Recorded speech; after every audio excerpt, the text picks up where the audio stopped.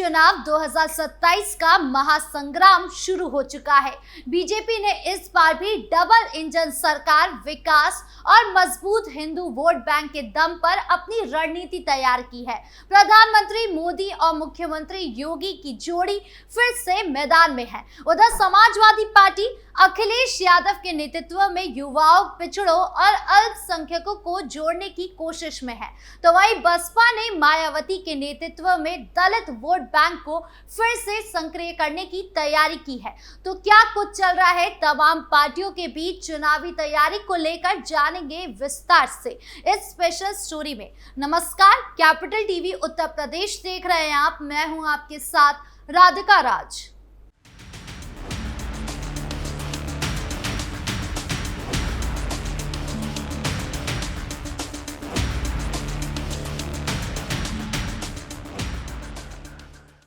अकेले चुनावी मैदान में उतरेगी भाजपा।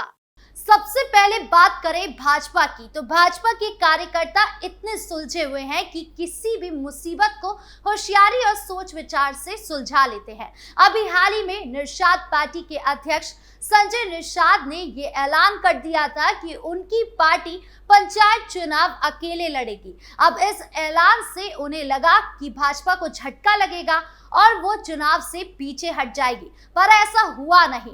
पार्टी ने साफ कर दिया कि वो चुनाव अकेले लड़ेगी। दरअसल उत्तर प्रदेश में पंचायत चुनाव होने वाले हैं। इससे पहले निषाद पार्टी ने बड़ा ऐलान कर दिया है। निषाद पार्टी के अध्यक्ष संजय निषाद ने यह ऐलान कर दिया है कि उनकी पार्टी पंचायत चुनाव अकेले लड़ेगी। संजय निषाद ने कहा, हमारी पार्टी आगामी पंचायत चुनाव अकेले लड़ेगी। अकेले अपने दम पर उत्तर प्रदेश में पंचायत चुनाव होगा।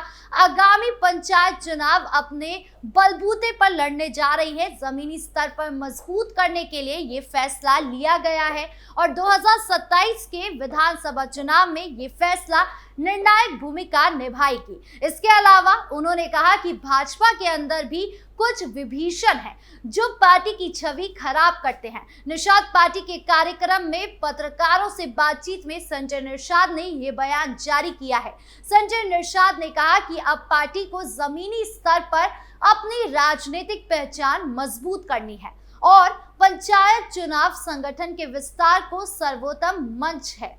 बता दें कि उत्तर प्रदेश में त्रिस्तरीय पंचायत चुनाव अगले साल मई में होने की संभावना है। डॉक्टर संजय निषाद ने कहा कि भाजपा से गठबंधन केवल विधानसभा और लोकसभा तक सीमित है। पंचायत चुनावों में निषाद पार्टी अपने जनाधार को सशक्त करेगी। उनकी पार्टी कार्यकर्ताओं से आह्वान किया है कि हर गांव, हर वार्ड और हर बूथ पर निषाद पार्टी का झंडा लहराना है। मंत्री ने कहा कि पंचायत चुनाव की सफलता 2027 के विधानसभा चुनाव में पार्टी की निर्णायक भूमिका तय करेगी। संजय निषाद ने यह भी कहा है कि मत्स्य योजना में अनुसूचित जातियों को यूपी में 60% अनुदान का पूरा लाभ मिलना चाहिए। साथ ही उन्होंने मछुआ विजन डॉक्यूमेंट को सरकारी नीति के रूप में लागू करने की भी मांग उठाई है।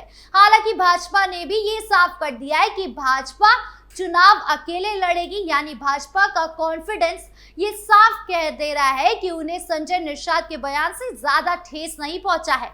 और यही नहीं, उत्तर प्रदेश की बात की जाए तो उत्तर प्रदेश में सीएम योगी का काम दिखता है। उन्होंने जिस तरीके से महाकुंभ के आयोजन को भव्य और दिव्य तरीके से पूरा किया है, वो न केवल यूपी में बल्कि पूरे देश ने सराहा है। और न केवल हिंदुत्व और संस्कृति पर रणनीति तैयार कर रहे हैं, बल्कि जनता को विकास भी करके दिखा रहे हैं। हमने भाजपा के कई नेता मंत्रियों को साफ कहते सुना है कि वो 2027 के चुनाव के लिए पूरी तरह से तैयार हैं। कांग्रेस ने बना ली यूपी चुनाव 2027 की रणनीति। अब बात करें कांग्रेस की, तो कांग्रेस की नैया डूबती नजर आ रही है। हालांकि उन्होंने भी चुनावी जंग में अपनी चाल चल दी है। दरअसल उत्तर प्रदेश विधानसभा 2027 चुनाव को लेकर सभी राजनीतिक दल अपनी अपनी तैयारी में जुट गए हैं। वहीं कांग्रेस पार्टी ने प्रदेश में अपनी सियासी रणनीति को धार देना शुरू कर दिया है। इन तैयारियों में पंचायत चुनाव में नेताओं की भूमिका एक अहम रोल अदा करने जा रही है। यूपी कांग्रेस ने अपने नेताओं को साफ कर दिया है कि अगर विधानसभा चुनाव में टिकट चाहिए तो पहले अपने क्षेत्र में पार्टी के उम्मीदवारों को पंचायत चुनाव में बड़ी जीत दिलाने के लिए मेहनत करें। उत्तर प्रदेश में अगले साल 2026 में पंचायत चुनाव होने जा रहे हैं।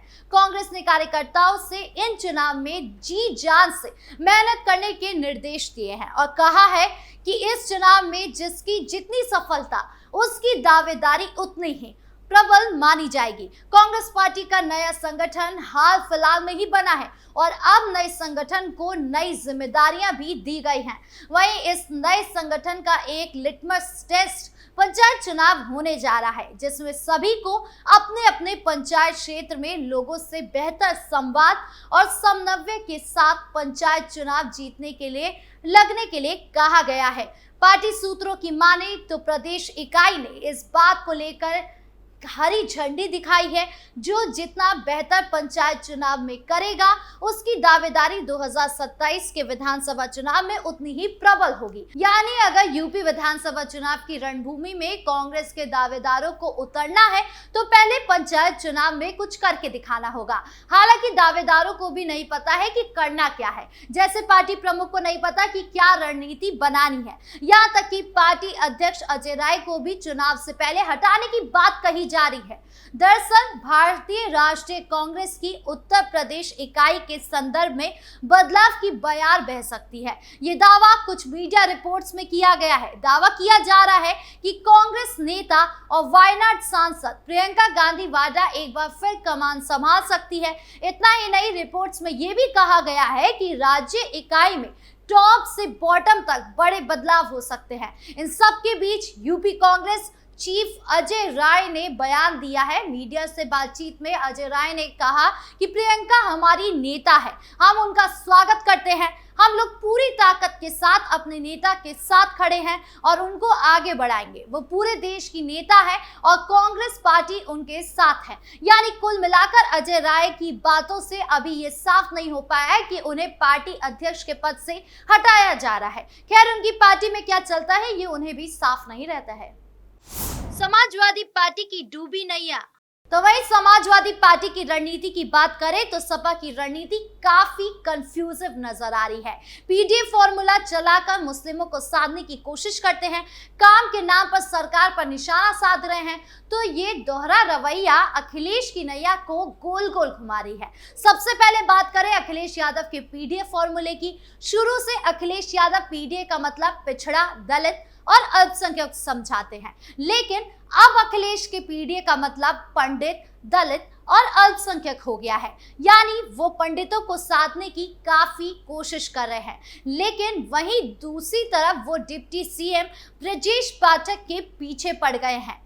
यूपी की सियासत में डीएनए को लेकर जुबानी जंग शुरू हो गई है, जो थमने का नाम नहीं ले रही है। अखिलेश यादव शायद ये समझ ही नहीं पा रहे हैं कि यूपी के डिप्टी सीएम ब्रजेश पाठक एक ब्राह्मण चेहरा है, जिनकी संख्या अच्छी खासी देखी जा सकती है। ऐसे में जितनी बार अखिलेश यादव ब्रजेश पाठक पर उंगली उठा रहे हैं, वो वक्त दूर नहीं जब वही उंगली अखिलेश के सामने आएगी, भाजपा का चुनावी हथियार बनके। लगातार हम उन्हें हिंदू विरोधी बयान बोलते देखते हैं, चाहे वो गौशाला वाला बयान हो, जहां वो कहते नजर आए थे कि गौशाला से दुर्गंध आती है और इत्र पाठ से सुगंध आती है। गौर करने वाली बात है कि अखिलेश यादव तो अपनी पार्टी की नैया को डुबाने का काम कर ही रहे हैं, लेकिन उनकी पार्टी के कार्यकर्ता उसी नैया में कील ठोकने का काम कर रहे हैं। ऐसा लगता है मानो अखिलेश यादव ने अपनी ही पार्टी में अपने ही दुश्मन रख लिए हैं।